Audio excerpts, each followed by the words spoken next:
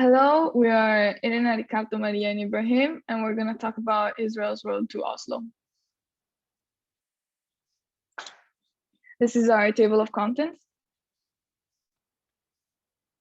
And as an introduction, throughout this paper, the author, Michael Barnett, uses the trinity of concepts of identity, narratives, and frames as they are created within an institutional context and applies these in order to understand Israel's road to Oslo. So, what forces made it possible within Israel to embrace the Oslo Accords? Firstly, Yitzhak Rabin, the author argues that a defining feature of Rabin's policies was to create a cultural space in Israeli politics in which a withdrawal from territories became desirable and legitimate. A construction of an Israeli national identity tied to peace process would lead to territorial compromise with the Palestinians. So, for example, the handshake between Rabin and Yasser Arafat at the White House in 1993 represented amends with a longtime enemy. The author believes that the cultural space within Israeli politics can be achieved through a plan and institutionalist claims. Constructivist theories attempt to trace state practices to prior sets of social rules. So actors desire changes in social rules in order to make certain policies acceptable. Neoliberal institutionalism focuses on the role of international institutions in international relations, both economically and politically. And actors can deliberately frame policies to convince others that certain policies, proposals are acceptable solutions to pressing problems. Next, systematic forces are shifts in international and regional environment, which creates the conditions for a major foreign policy change. So, for example, the Cold War was a significant shock to this region, while domestic forces can be such as the shift from the Likud Party to the Labour Party and the liberalization of elites who wanted the end of Arab-Israeli conflicts. So in order to generate an understanding regarding the debate about national character, the author presents three main concepts: identity, narrative, and frames. He starts by establishing that key factors for a society in favor of a particular project or policy are the way specific issues are tied to an historical narrative that links the past, the present, and the future, and how frames tie together these narratives and interests. So let's begin by talking about identity. He defines it as the understanding of oneself in relation to other, establishing that it is not personal or psychological, but rather social and relational, defined by interactions and relationships among people. Having said this, he explains that national and state identities are partly formed in relationship to other nations and states, and that these identities of political actors are tied to those outside the community and territory. In another sense, we can say that at the international level, changes in systemic patterns caused by transnational economic or military politics can generate domestic changes and debates concerning the national identity and the state's international relations. Whilst at the domestic level, changes in territorial boundaries, political economy, or demography can also enliven the mentioned debate.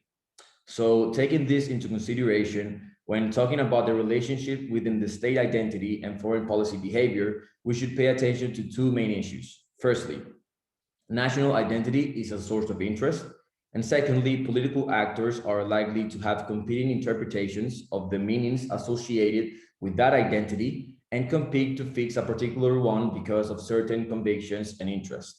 So having explained this, the debate about Israel's identity lies within four constitutive strands: religion, nationalism, the Holocaust, and liberalism.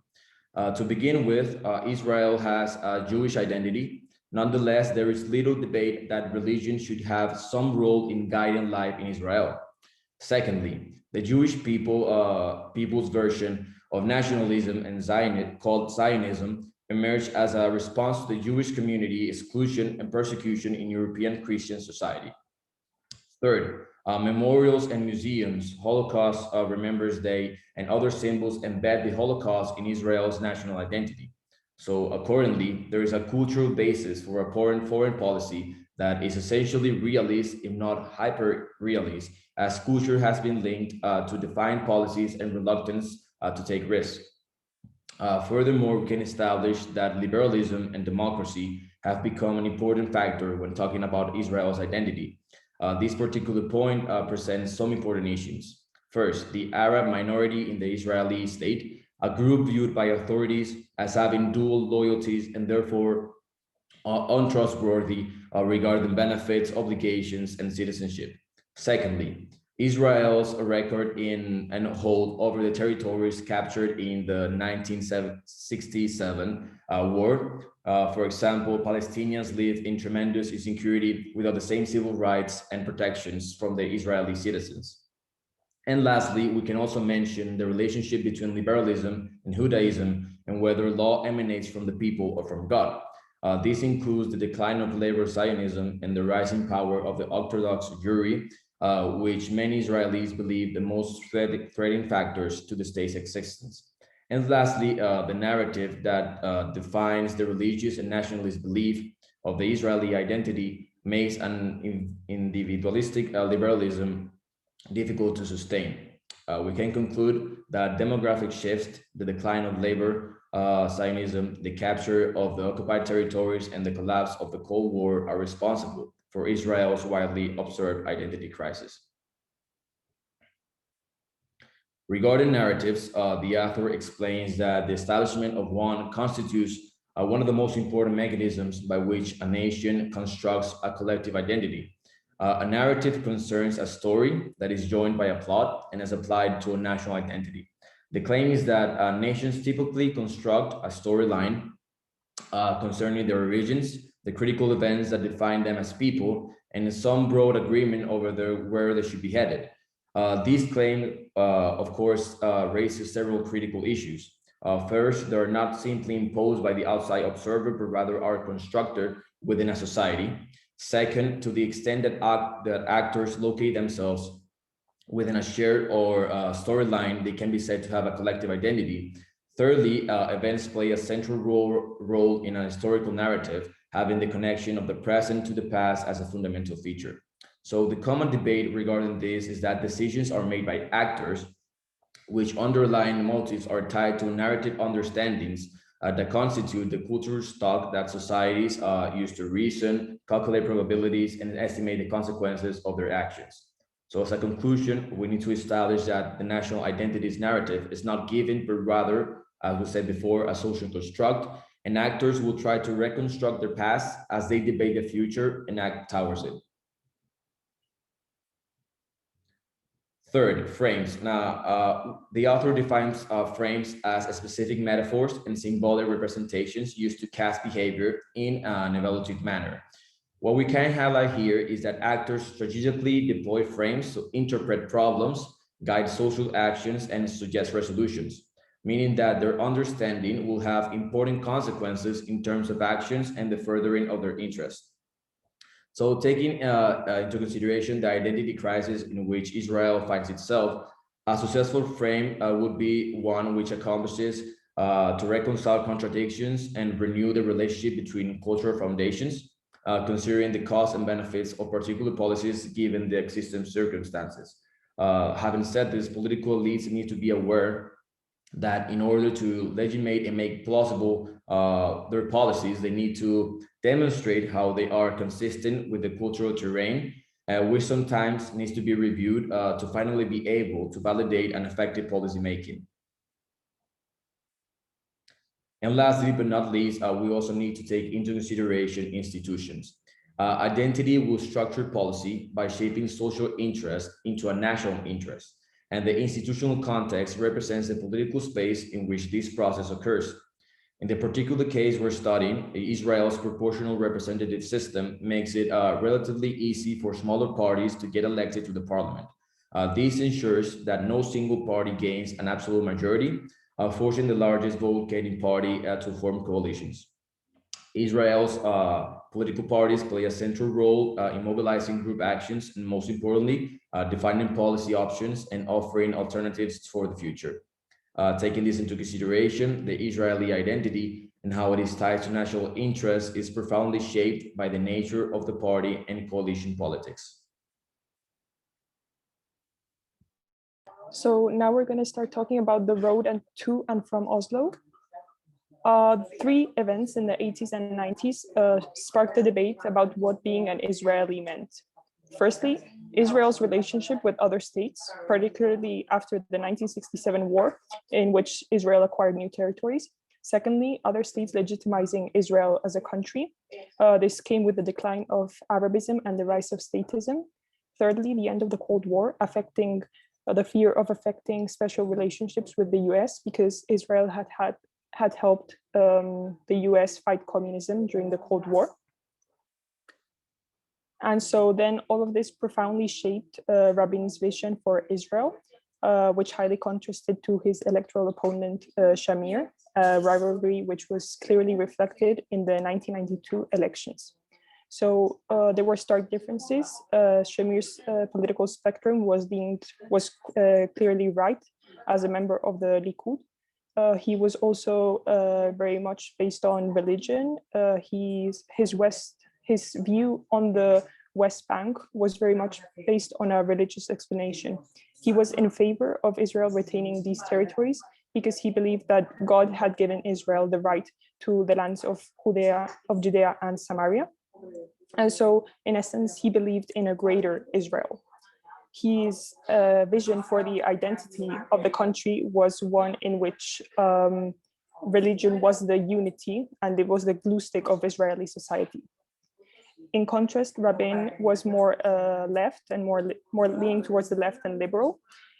He was more of an advocate of a secular state, even though he did acknowledge the importance of Zionism in Israel.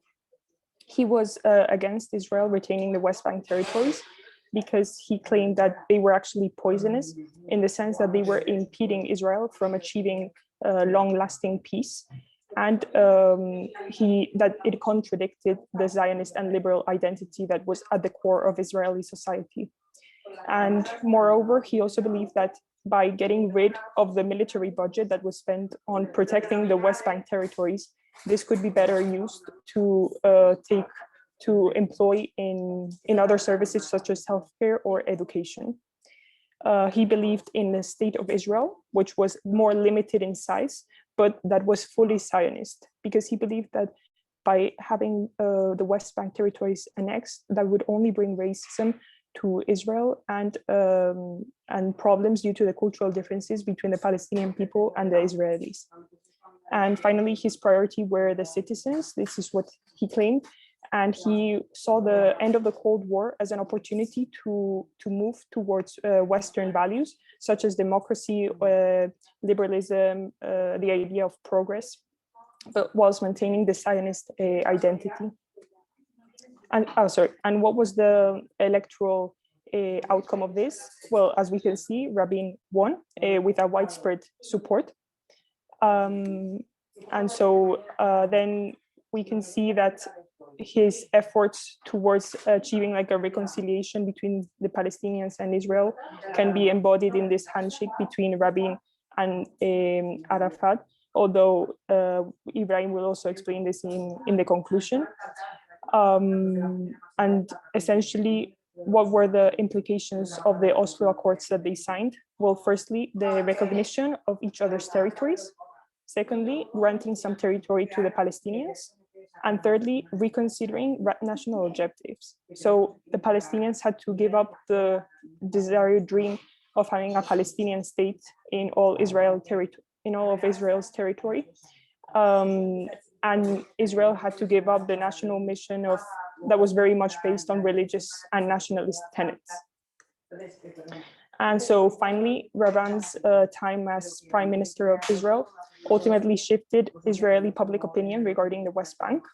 And his assassination in 1995 questioned the safety and democracy in Israel, as well as its identity.